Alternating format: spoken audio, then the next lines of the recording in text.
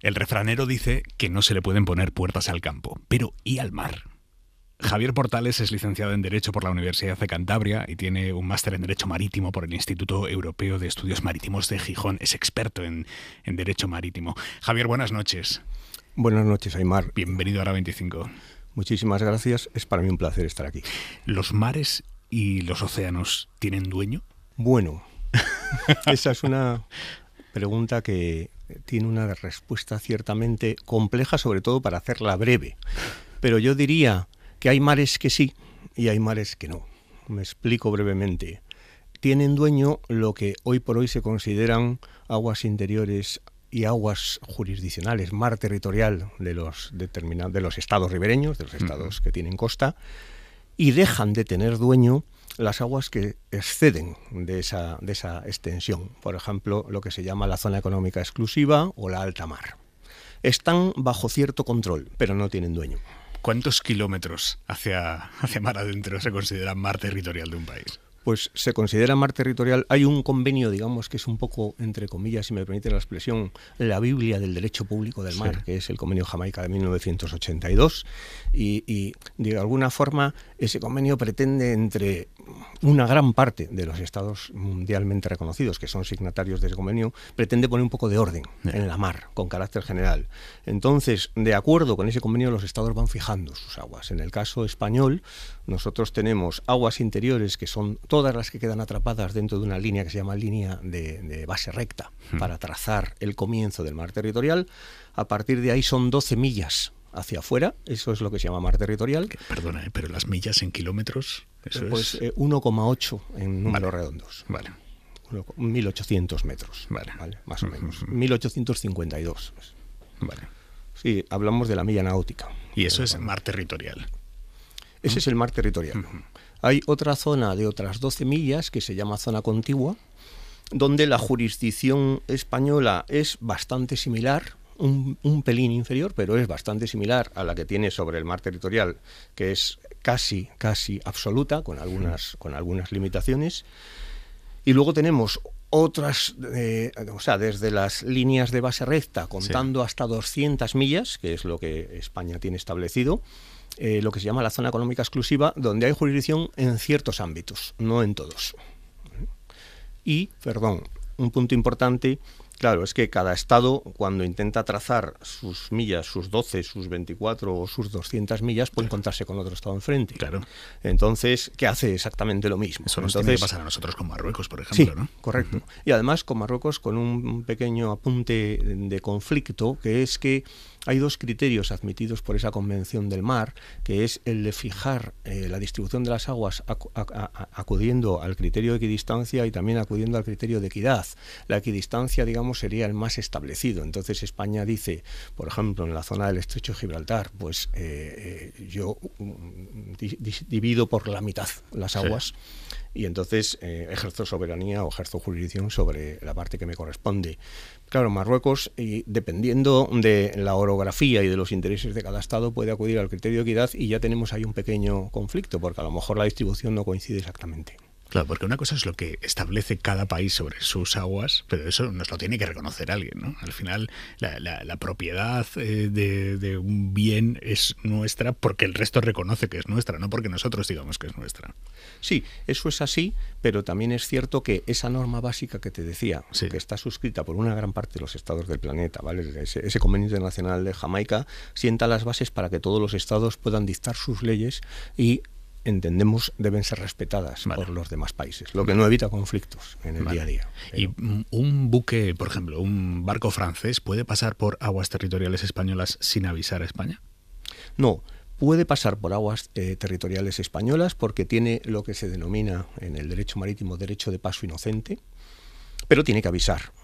Y lo que no puede España es impedirle el paso siempre que sea respetuoso con determinados principios, que no entrañe una amenaza de ningún tipo, ¿vale? Fundamentalmente en materia de seguridad, o en cualquier otra área donde España piense que puede ser conflictivo desde alguna perspectiva. Claro. O sea, un barco, por ejemplo, con problemas, el derecho de paso inocente lo tiene, pero si España piensa que se le puede hundir en sus aguas, puede tomar medidas. Yeah. Tiene jurisdicción para hacerlo. Y todo esto que me ha contado aplica también a los submarinos. Sí, este es un buen ejemplo. Por ejemplo, los submarinos que atraviesen las aguas territoriales españolas tienen que hacerlo a flote, tienen que estar en la superficie, avisar el paso y pasar, navegando por superficie. En el estrecho de Gibraltar, donde el tratamiento de la navegación es especial, pueden pasar sin aflorar a superficie, sin emerger. ¿Cuáles son los pleitos más comunes a los que se enfrenta un abogado especializado en derecho marítimo?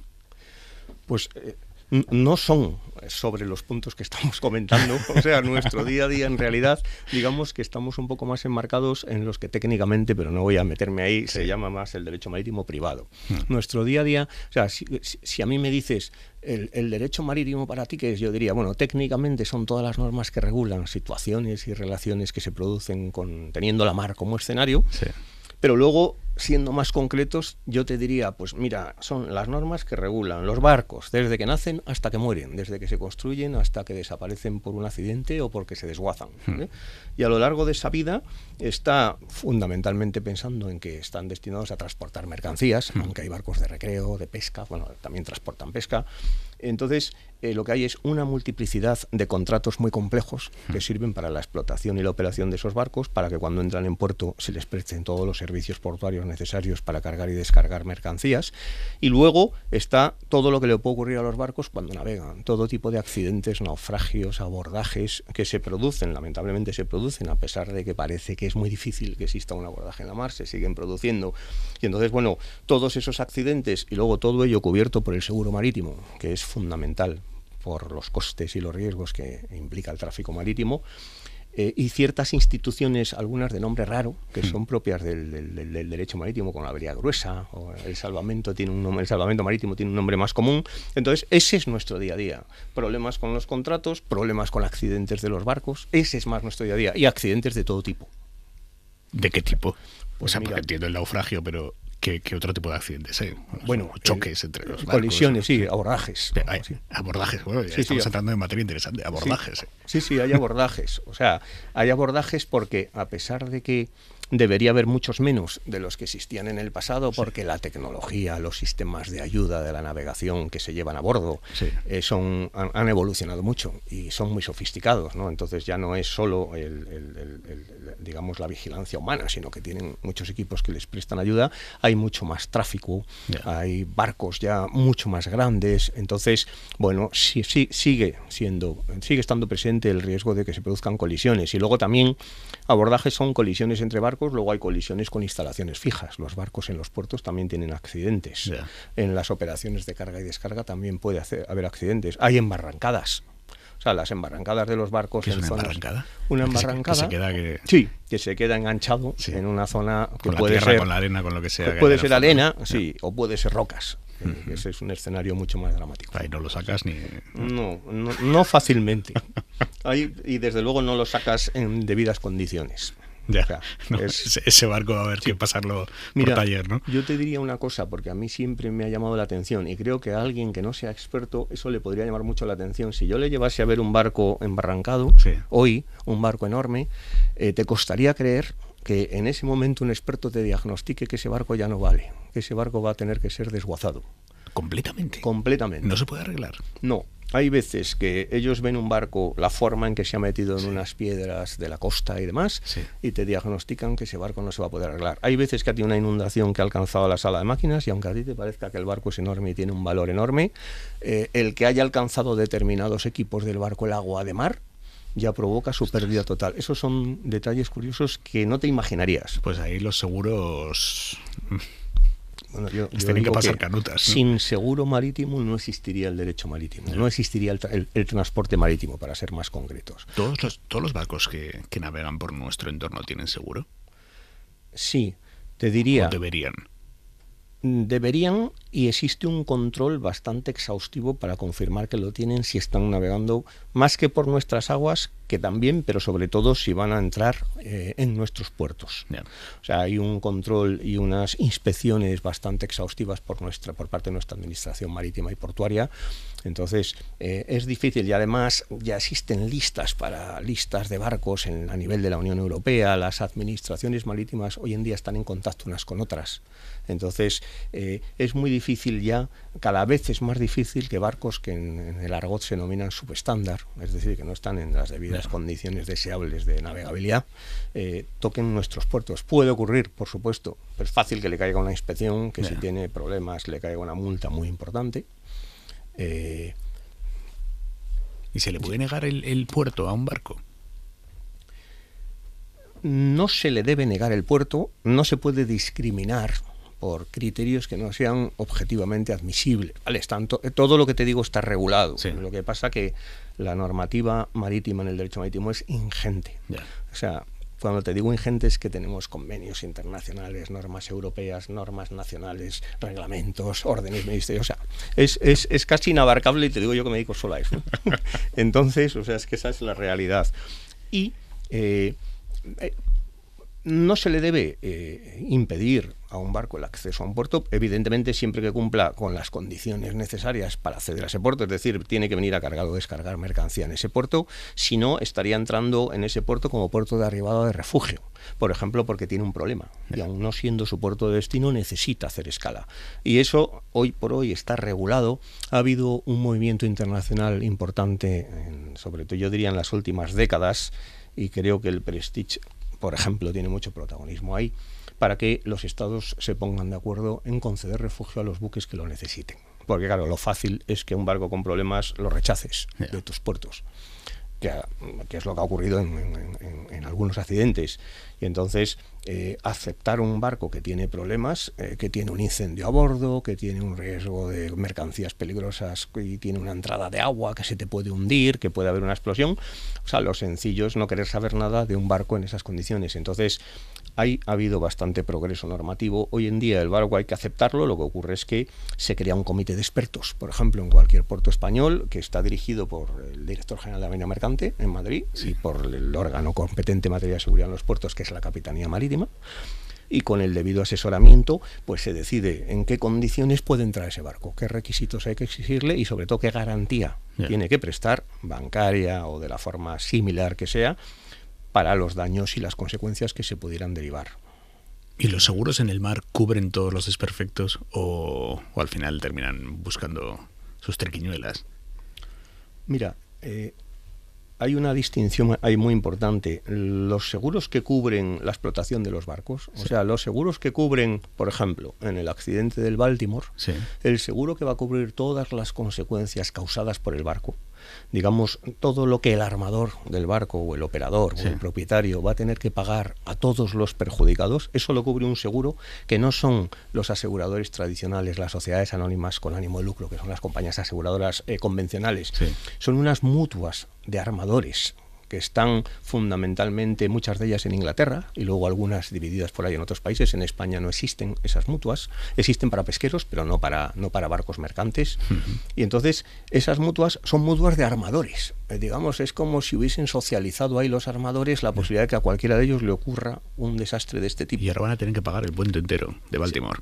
Bueno, van a tener que pagar el puente y mucho más, bueno, porque claro, va a haber todo tipo de reclamaciones, de prejuicios, y encima los Estados Unidos yo diría que es el lugar más hostil para causar un accidente, porque las reclamaciones son exageradas, los tribunales admiten un nivel de indemnizaciones que en Europa todavía no conocemos, desde luego no conocemos en España.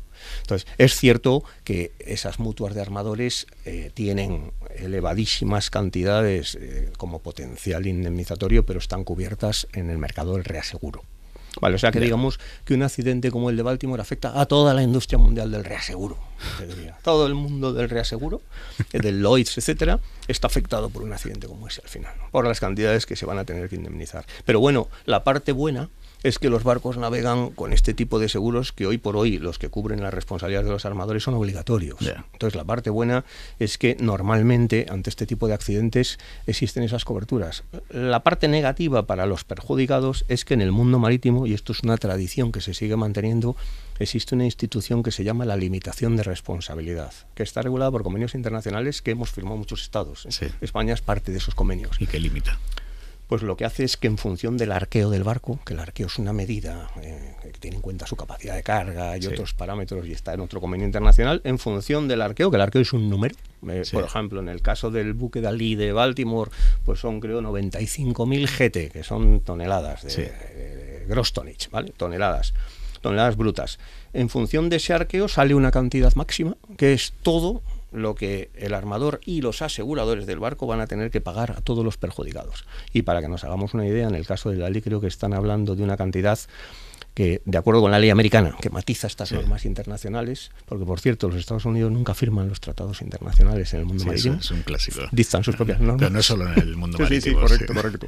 Entonces, creo que están hablando de 43, 44, 40 y pico millones de dólares sería la cantidad que... el tope de indemnizaciones. Pero ¿y si la justicia reconoce más?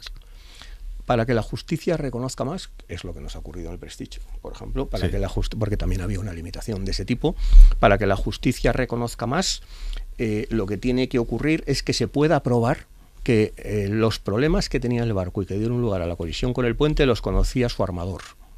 Bien. Es decir, que no era ajeno a esos problemas. ¿Y eso cómo se prueba? Pues mira, no es tan complicado como inicialmente pudiera parecer por una razón. Este barco, o sea, lo que está protegido en el tráfico marítimo es que un barco que zarpa de un puerto con todos sus certificados en regla, con las inspecciones técnicas que ha recibido y zarpa en buenas condiciones aparentes y de repente se queda sin timón, que nos ha pasado, se rompe el timón, pues entonces ese accidente no se le imputa a la naviera que está transportando mercancías. Esto es una tradición del mundo marítimo, porque si el accidente similar fuese en tierra, la empresa claro que es responsable, con carácter general. Pero bueno, esta es una tradición del mundo marítimo. Entonces, no se le imputa responsabilidad, salvo que cuando inició el viaje puedas demostrar que él ya sabía que el barco tenía problemas. Es lo que se ha dicho en el Prestige, por ejemplo. Estamos hablando de piratas, ¿no? O sea, de gente que sabe que está poniendo en el mar un barco que está mal. En el extremo del argumento serían piratas, pero en el camino luego no necesariamente, porque tú imagínate que quien sabía que el barco estaba en malas condiciones no era ninguna persona de las que toma decisiones en una empresa naviera, porque eso se va desplegando. Y es una persona que no lo ha reportado debidamente, es alguien que se encarga del mantenimiento externo. O sea, luego hay un mundo ahí que no necesariamente te permite decir el armador ha actuado intencionadamente. Es difícil, además, por ejemplo, y eso lo alegaba el capitán en el Prestige, es difícil, como llevado al extremo en los aviones, es difícil que un capitán que piensa que su barco no está en condiciones de navegabilidad zarpe, porque su vida es la primera que está en juego. O sea, que siempre confían o piensan que no tiene tantos problemas el barco, etcétera. Entonces, volviendo a la pregunta que me hacías, en el caso del Dalí... El Dalí es el de Baltimore. Sí, perdón.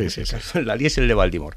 En ese caso, sabemos que el barco, porque están los vídeos y además ya va avanzando la investigación, antes de colisionar con el puente, tuvo dos, lo que se llaman blackouts, que significa caída de la planta eléctrica del barco. De hecho, hay un vídeo en que se ve que se apaga por completo el barco, se vuelve a encender y se vuelve a apagar y se produce la colisión. Eso significa que ese barco ha tenido ahí al menos dos problemas con toda su planta eléctrica. Que eso haya sobrevenido de repente es extraño. Entonces, ahora parece, lo último que he leído por ahí, es que parece que en algún puerto anterior ya había tenido algunos problemas de ese tipo que supuestamente habían quedado solventados. Entonces seguro que eso se va a investigar con lupa.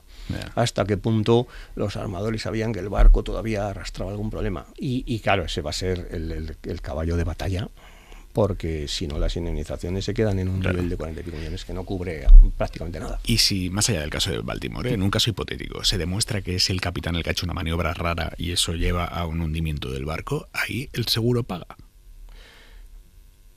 En el mundo del seguro marítimo existe una cuestión que es también difícil de entender, y es que incluso si un capitán hunde intencionadamente un barco, que ha ocurrido en los mercantes y ha ocurrido con pesqueros, si lo hunde intencionadamente y el seguro no logra demostrar que el armador era conocedor de esa decisión del capitán y de esa conducta, tiene que pagar el seguro.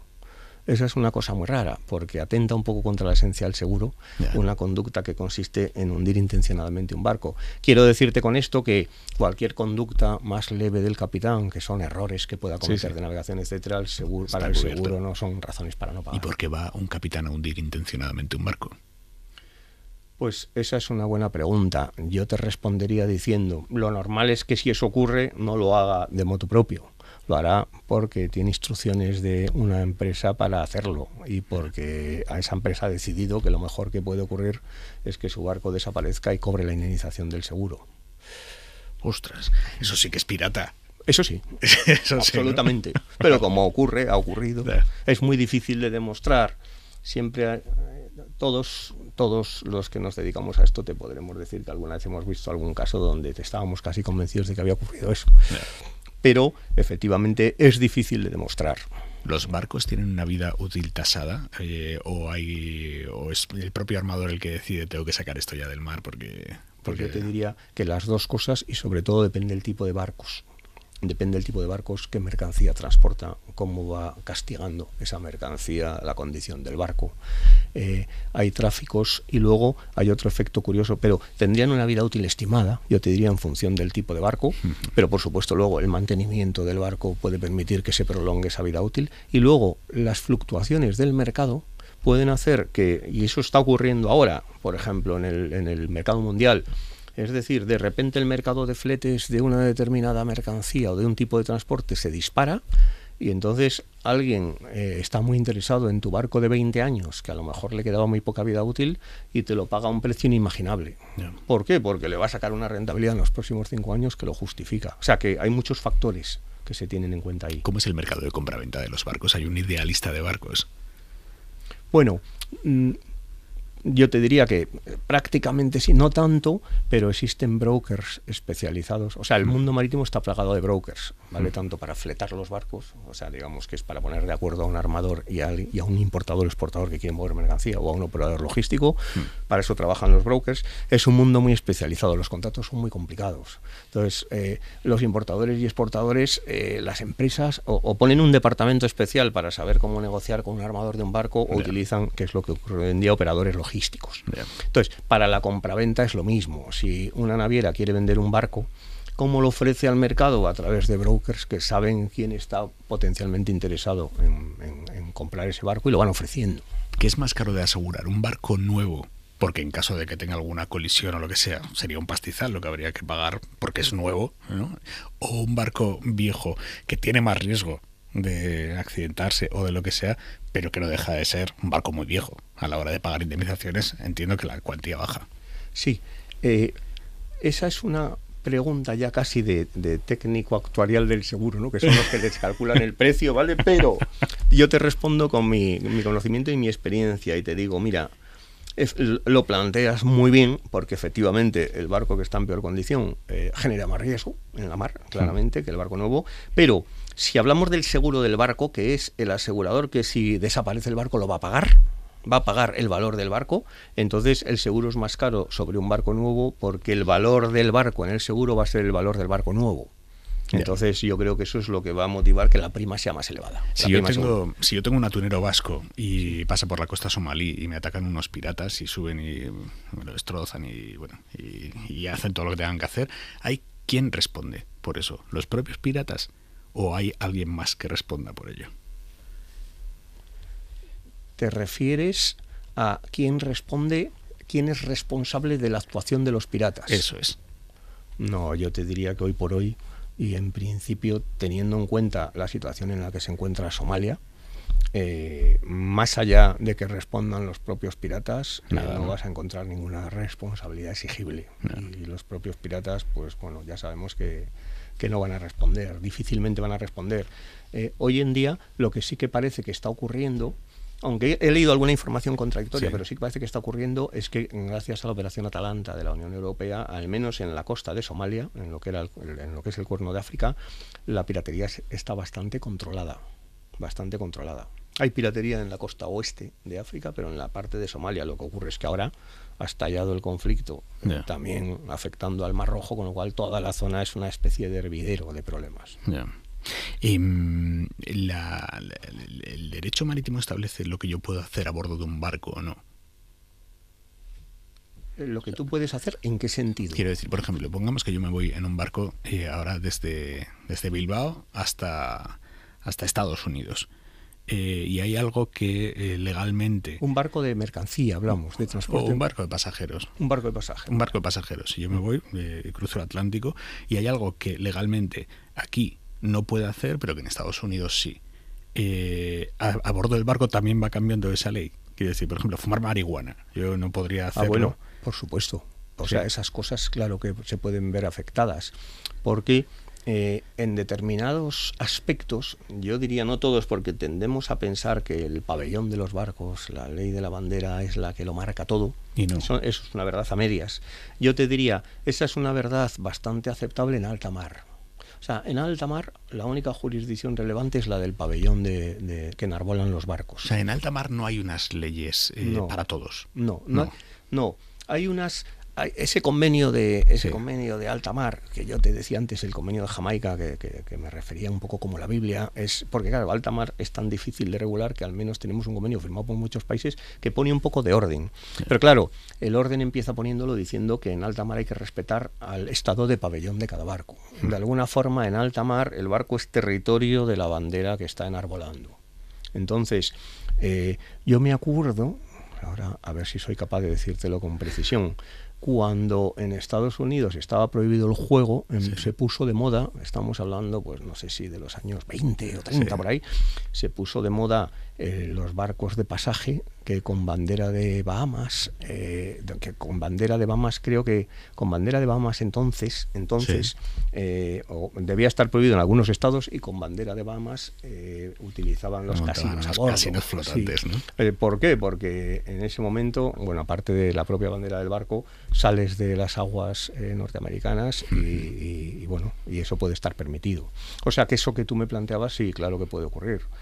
Has cambiado de jurisdicción, pero claro, yo insistiría en una cosa que es importante ahí, al margen de la bandera del barco, porque puedes pensar que soy un pasajero a bordo de un barco con una determinada bandera, pero yo creo que es más importante que eso, ¿dónde está el barco? Yeah. O sea, si el barco está en un puerto norteamericano, estás en los Estados Unidos, a todos los efectos, al margen de la bandera del barco. La bandera en ese momento pasa a ser residual, cobra todo su protagonismo en alta mar. Y por ejemplo, si yo tengo un bebé, nace un bebé en un barco de pasajeros con bandera española, pero en la costa de Reino Unido.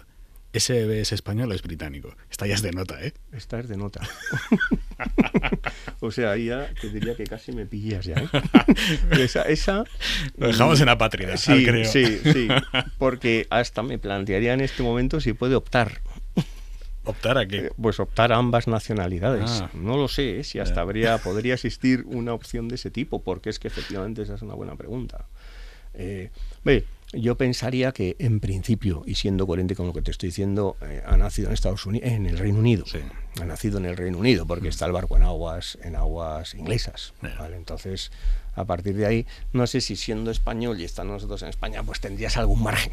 Pero... ¿Hay alguna mercancía que no se pueda transportar por mar? ¿O todo se puede transportar por mar? Yo creo que todo se puede transportar por mar hoy en día. O sea, ha habido mercancías que son las que se conocen como las cargas de proyecto, y por ejemplo para la energía eólica, que se llama la offshore, que son las plataformas flotantes que se están instalando mar adentro, ¿vale? Para salvar un poco el problema en tierra, pero se están ya planificando y construyendo embarcaciones para poder transportar esas unidades. Hay que desarrollar un poco el diseño, la tecnología necesaria, pero lo hemos vivido también con los aerogeneradores de tierra durante años, y al final se acaba transportando todo. Otra cosa es que lo transportes en una pieza o en diversas piezas, pero yo te diría que casi todo. Y luego con un tratamiento muy, muy, muy especial para las mercancías peligrosas, lo que se consideren mercancías peligrosas. Hay estados y hay empresas que han utilizado la mar como cementerio nuclear, lanzando ahí de todo. Bueno, eso inevitablemente. Eso, por ejemplo, yo diría que cada vez es más difícil que ocurra. Igual que hace no tantos años, o sea, yo profesionalmente lo he vivido, pues los barcos limpiaban los tanques en aguas españolas o en cualquier agua. Y eso no se perseguía. O sea, esas cosas ocurrían, no se le daba tanta importancia. Y ahora es impensable. Ahora es impensable. O sea, ahora tienes a la Sociedad Estatal de Salvamento Marítimo vigilando las aguas españolas, cógele fotografía, le filman la estela y saben desde la propia aeronave, saben hasta el tipo de residuo que está soltando el barco, y en cuanto llegue a tierra, expediente sancionador. O sea, por ejemplo, ahí hemos evolucionado mucho. Ahora, en alta mar, bueno, es más difícil de controlar. Claro, ¿cómo se controla eso? Es más... Que no hay nadie que lo controle. No. Bueno. Y si, por ejemplo, una empresa energética decidiera poner una planta de extracción de petróleo en alta mar, ¿eso a quién se lo paga? Porque si está en alta mar no es de nadie. ¿Cómo se decide que esa empresa se fija ahí? Pero el convenio de alta mar sí que contiene algunas disposiciones para regular ese tipo de situaciones. Vale. Dentro de la poca regulación que tenemos de alta mar están esas cuestiones. Vale. Hay una especie de autoridad que se llama la zona, que es una especie de autoridad internacional, digamos, que filtraría un poco cualquier pretensión de ese tipo. Porque además, claro, en alta mar puede ser un muy serio obstáculo para la navegación, claro, cualquier cosa que hagas. Claro. Igual que lo van a ser, en todo caso, estas instalaciones offshore, ¿no? de eólicas. Pero bueno, habrá que hacerlo de una forma controlada, con la correspondiente señalización en las cartas náuticas, los avisos a los navegantes para que los barcos sepan a qué se enfrentan. Si se chocan dos barcos que llevaban una dirección que termina, ¿no?, colisionando, ¿de quién es la culpa? Para que no se choquen, para que no tengan un abordaje los barcos, sí, hay una norma básica de referencia que se llama el Reglamento Internacional para la Prevención de Abordajes, que yo te diría que es para la prevención de abordajes y de cualquier accidente. Sí. Y esa norma es una norma técnica muy completa, que es a la que todos los países acuden y todos los operadores que nos dedicamos a esto acudimos cuando se produce un accidente, y es la que explica qué tienen que hacer los barcos, los mandos de los barcos, para que no se produzca una situación de ese tipo. No solo para que no se produzca el accidente, para que no se produzca ni la situación de riesgo. Entonces, en el ejemplo que tú me pones, sí, que es la típica situación previa a cualquier abordaje, los dos barcos tienen obligaciones de forma separada. Hay en la mar, como hay en tierra, una serie de reglas que gobiernan quién tiene preferencia, qué barco tiene preferencia. Según en qué situación, siempre hay un barco que tiene preferencia sobre el otro. Pero el reglamento dice, si el barco que tiene preferencia y que por tanto el otro le tiene que dejar pasar, ve que el otro no hace eso, tiene que actuar el mando de este barco. De manera que si yo, que sé que el otro me tiene que dejar pasar, no hago nada cuando veo que infringe y no me deja pasar, empiezo a ser responsable también de ese futuro accidente. Cuando se produzca el accidente, los dos somos responsables. De hecho, en el mundo marítimo decimos que cuando los dos barcos están navegando no existe ningún abordaje que sea 100% culpa de uno. Yeah. Siempre hay culpa del otro, en mayor o menor medida. Evidentemente, en un caso como el que tú me pones, pues dependiendo de si el barco que venía por el costado de estribor, esa es la regla, tenía que ceder el paso. Estribor es la izquierda. La derecha. La derecha. Estribor derecha, babor izquierda. Tenía un 50% y lo he dicho mal, joder. Bueno, estribor derecha, derecha. Vale. Entonces, si el barco que venía por estribor ese es el barco que tiene preferencia de paso, ¿vale? El que viene por el costado estribor, pues entonces, si él ve que el barco que le tiene que dejar paso no lo hace, pues entonces tiene que maniobrar. Tiene que tomar la mejor decisión posible siempre para evitar el accidente. Luego ya si quieres le reclamas por haberte obligado a dar la vuelta o lo que quieras. Pasan pocas cosas en el mar. Yo, por ejemplo, siempre pienso, me parece el infierno, iba a decir infierno en tierra, no, el infierno en mar, llegando a Formentera. Los buques enormes que salen de Ibiza, y en Formentera la gente con sus barquitas que parecen pirauchos. Y ahí es que pasan pocas cosas para lo que podía pasar. Estoy completamente de acuerdo contigo, y de hecho yo en verano suelo estar ahí con un velero y estoy completamente de acuerdo contigo, porque hay veces que solo para cruzar, cuando te estás acercando a la costa de Formentera, sí, solo para atravesar la zona y que no te alcancen los ferries que aparecen en la distancia, sí, ya sufres. Porque, salvo si tienes un barco rápido, no, claro, pero con un velero ya sufres. Y entonces yo siempre pienso lo mismo. Y lo que ha ocurrido en los últimos años, hoy se está regulando, porque lo que ha ocurrido en los últimos años es que pues las Islas Baleares yo creo que ya no dan más de sí. En verano todos estamos ahí, el tráfico es increíble, y las navieras, pues la naviera pues Balearia, las navieras que operan en esa zona con sus ferries, o sea, nosotros hemos hablado con sus capitanes y sus oficiales y es que sufren mucho. Es que dicen, es que cuando llega el verano es que es imposible. Encima tienen que mantener unas velocidades porque tienen que cumplir con unas rutas, con unas líneas regulares que tienen comprometidas con las autoridades portuarias, y entonces tienen que coger una velocidad que, claro, en condiciones normales pueden hacerlo, tienen pericia, pero cuando empiezan a aparecer todos los barcos pequeños, las embarcaciones de recreo, es muy difícil. Entonces, yo creo que ahí no va a quedar más remedio que restringir, limitar velocidades, limitar incluso el acceso de los usuarios con barcos recreativos, por ejemplo,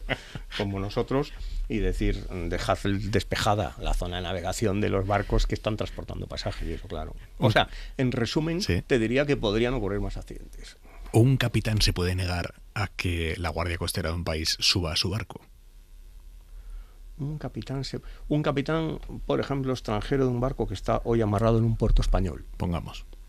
Si existen razones para que la autoridad portuaria o la Capitanía Marítima Española o la policía o la Guardia Civil o quien corresponda, si existen razones para que consideren que tienen que acceder a bordo, el capitán no se puede negar. Yo creo que lo que harían si el capitán se niega, o sea, un barco que entra en un puerto español en principio entra con la designación de un agente español en ese puerto, que es lo que se llama el agente consignatario del barco, que es, digamos, el que trata con la autoridad portuaria para darle atraque a ese barco, etcétera. Digamos que un capitán de un barco está auxiliado desde que entra en un puerto español, ¿vale? Y hay un protagonista que es el agente en ese puerto, que es el que trata con las autoridades, con los prácticos, con los remolcadores, con todos los servicios que necesita. Entonces, cualquier diálogo de las autoridades para embarcar va a través de ese agente consignatario, que es el que le va a explicar al capitán. O sea, si la capitanía quiere, usted tiene que dejarles embarcar, ¿no? Si un capitán se empeña en que en su barco no va a subir a agentes de la autoridad, pues... O sea, yo, por ejemplo, no he llegado a vivir esa situación, pero con una orden judicial, la policía o la Guardia Civil pueden embarcar. Y si no, con una orden judicial rápidamente sí le obligarían. O sea que... Estoy convencido de que como experto en derecho marítimo, esta es la pregunta que más veces le han hecho en su vida. ¿Qué pasa con los tesoros submarinos? ¿Quién tiene derecho a quedarse con ese tesoro submarino? ¿El país del escenario en el que está el tesoro o el país del buque del que cayó ese tesoro? Pues el problema es que la situación es muy compleja, porque hay muchos derechos que colisionan ahí. No es solo las aguas donde está el naufragio, donde están los restos del barco. ¿Ese barco era un barco de Estado o no? ¿O era un barco particular de entonces? Y eso también afecta a qué tipo de mercancía transportaba y para quién. ¿Era mercancía para el rey o era mercancía para particulares, para familias particulares que importaban oro o plata? Y luego, el estado de la bandera del barco. Yo te diría básicamente que son factores fundamentales. El lugar, a quién pertenecen las aguas donde están los restos del barco, qué pabellón llevaba el barco, o sea, qué bandera, quiénes eran quiénes son hasta herederos de la tripulación que llevaba ese barco y que podían ser propietarios, sobre todo, más que de la tripulación, de los propietarios de la mercancía que se transportaba, y si ese barco estaba enmarcado en una misión de Estado. En el caso de Nuestra Señora de las Mercedes, que fue aquel famoso caso donde Gibraltar les ayudó a sacar el tesoro que nos habían cogido de las aguas españolas bajo la estrategia que buscaban otro barco, etcétera. Bueno, toda aquella historia. En aquel caso se pusieron de manifiesto todos estos factores y el caso se resolvió, bueno, el caso al final se resolvió en los Estados Unidos y lo sé, nosotros no hemos estado involucrados ahí, pero sé que eso ocurrió, que tuvieron que investigarse desde el punto de vista, incluso utilizando el archivo de Indias, tuvo que investigarse exactamente cuál era la misión que estaba realizando Nuestra Señora de las Mercedes, si era una misión para el Estado, si transportaba mercancía de partículas, joyas, o sea, oro y plata de particulares, y todo eso fue fundamental para ganarles el procedimiento judicial a Odyssey en los Estados Unidos. Terminamos, señor Portales. ¿Usted dice el mar o la mar? La mar, por supuesto. Digo la mar, bueno, aparte de que siempre me ha sonado mejor en femenino, la mar que el mar. Es verdad que es más fácil decir el mar y que yo estoy acostumbrado más a leer el mar, pero yo no soy marino, yo me considero solo un aficionado a la mar, que me encanta en todas sus vertientes, pero es verdad que los marinos siempre han explicado que es la mar, no el mar. Igual que los ingleses a los barcos les llaman en femenino. En España no, son los barcos o los buques, pero los ingleses utilizan el she, que que es una fórmula femenina. Entonces, bueno, yo por la tradición marinera, pues siempre intento recordar que hay que decir la mar. Javier Portales, experto en Derecho Marítimo, muchísimas gracias. Muchísimas gracias a vosotros por esta oportunidad de divulgarlo también. De divulgar la mar. De divulgar la mar, efectivamente. Un abrazo, Javier. Muchas gracias.